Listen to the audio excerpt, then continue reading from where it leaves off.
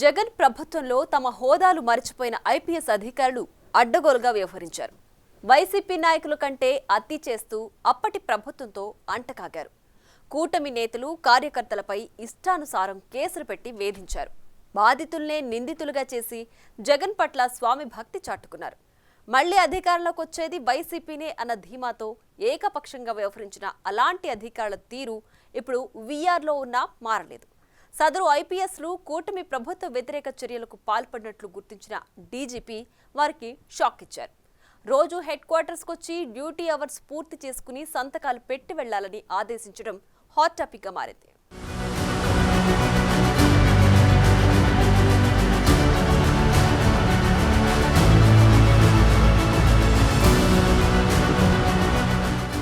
ఉన్నత విద్యలు అభ్యసించి ఎంతో కష్టపడి సివిల్ సర్వీసెస్ కు ఎన్నికైన ఐపీఎస్ అధికారుల్లో కొందరు ఇప్పుడు నవ్వుల పాలవుతున్నారు. అక్రమాస్తుల కేసులకు సంబంధించి సిబిఐ, ఈడీలు పెట్టిన కేసుల్లో A1 నిందితుడిగా ఉన్న జగన్ ప్రభుత్వంతో 16 మంది సోకాల్డ్ ఐపీఎస్లు అంటకాగారు. టీడీపీ, జనసేన శ్రేణులపై అడ్డగోలుగా కేసులు పెట్టి వేధించారు. తాము పోలీసులమని మర్చిపోయి జగన్ మెప్పు కోసం ఇష్టానుసారం వ్యవహరించారు. ఇప్పుడు ఎన్డీఏ ప్రభుత్వం అధికారంలోకి రాగానే అడ్డంగా బుక్కయ్యారు.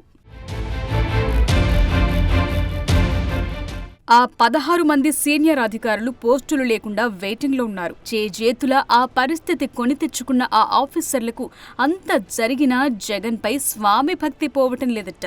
చంద్రబాబు ప్రభుత్వానికి వ్యతిరేకంగా సమావేశాలు పెట్టి ప్రభుత్వం విచారణకు ఆదేశించిన కేసులను నీరుగార్చే ప్రయత్నాలు చేస్తున్నారట. ఎలాగూ పని లేదు కదా అనుకుంటూ ఎక్కడ పడితే అక్కడ తిరుగుతూ వైసీపీ నేతలు కేసుల్లో ఇరుక్కోకుండా చూడటానికి తెగ తాపత్రయపడుతున్నారట. మరి గత 5 ఏళ్లలో వారికి అంత మేలు ఏం జరిగిందో కానీ ఇప్పుడు ఆ 16 మంది సీనియర్ ఐపీఎస్లకు AP DGP Dwaraka Tirumala Rao shock ఇచ్చారు.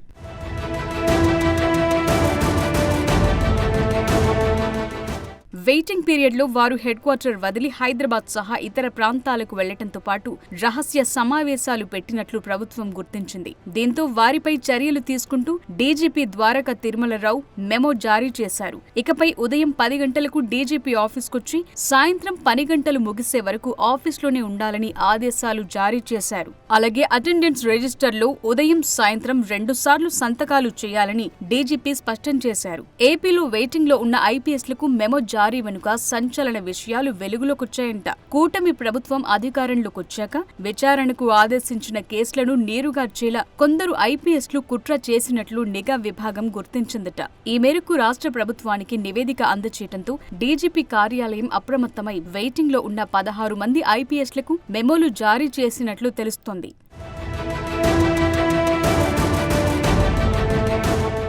తమ పేర్లతో పాటు వైసీపీ నేతల ప్రమేయాన్ని తక్కువ చేసి చూపేలా దర్యాప్తు చేయాలని ఆయా కేసులపై విచారణ చేస్తున్న అధికారులు, సిబ్బందికి వెయిటింగ్లో ఉన్న కొందరు ఐపీఎస్లు సూచనలు చేసినట్లు నిఘా విభాగం గుర్తించిందట. వివిధ కేసుల్లో జరుగుతున్న అంతర్గత విచారణను తప్పుదోవ పట్టించేందుకు ప్రయత్నాలు చేసినట్లు, తూతుమంత్రంగా విచారణ ముగించాలని ఒత్తిడులు తెచ్చినట్లు వెల్లడైందట. దాంతో వెయిటింగ్లో ఉన్న కొందరు ఐపీఎస్ల తీరుతూ ప్రభుత్వ పెద్దలు కంగుతిన్నారట. వారు ఇప్పటికీ వైసీపీకి అనుకూలంగా పనిచేస్తున్నట్లు తేలటంతో కేసుల దర్యాప్తునకు ఆటంకం కలిగించే ప్రయత్నాలను కూటమి ప్రభుత్వం సీరియస్ గా తీసుకుంది. ఈ క్రమంలోనే వెయిటింగ్లో ఉన్న ఐపీఎస్ అధికారులు రోజు వచ్చి హెడ్ క్వార్టర్స్ లో సంతకాలు చేసి వెళ్లాలని డీజీపీ ఆదేశాలిచ్చారు. హెడ్ క్వార్టర్స్ లో వీఆర్లో ఉన్న సీనియర్ ఐపీఎస్లను ఉన్నతాధికారులు లోతుగా విచారిస్తున్నట్లు తెలిసింది. వారిపై క్రమశిక్షణ చర్యలు తీసుకునే అవకాశముందంటున్నారు.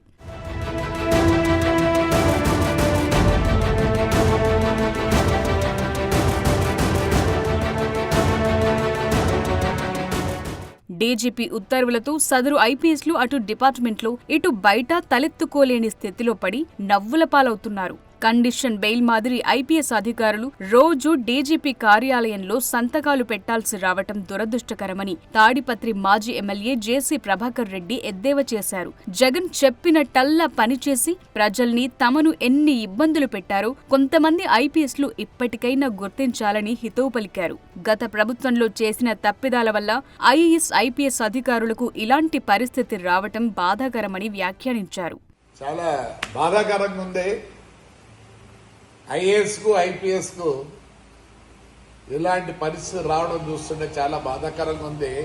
మేము కేసుల్లో ఉంటే మాకు షరతుల్లో కూడిన బెయిల్ ఇస్తారు. ఏమంటారు?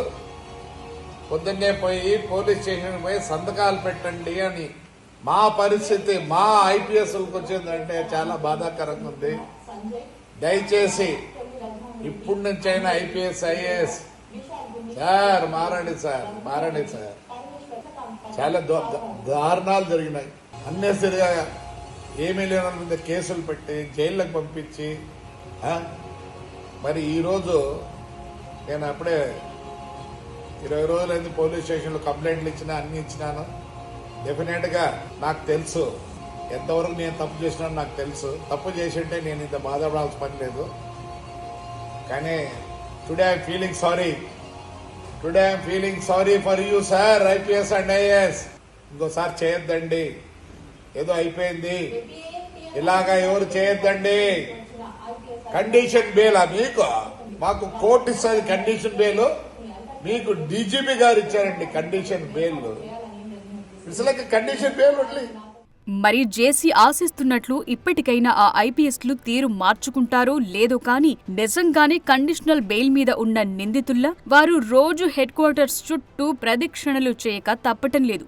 ఉన్నతాధికారుల విచారణలతో ఆ ఐపీఎస్లు అక్కడ కూడా స్వేచ్ఛగా తిరిగే పరిస్థితి లేకుండా పోయిందట.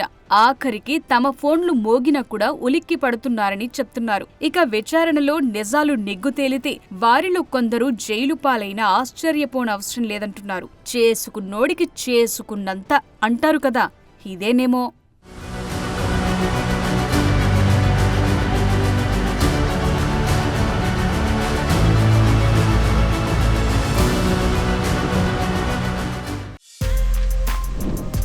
For more videos like this, subscribe Big TV channel.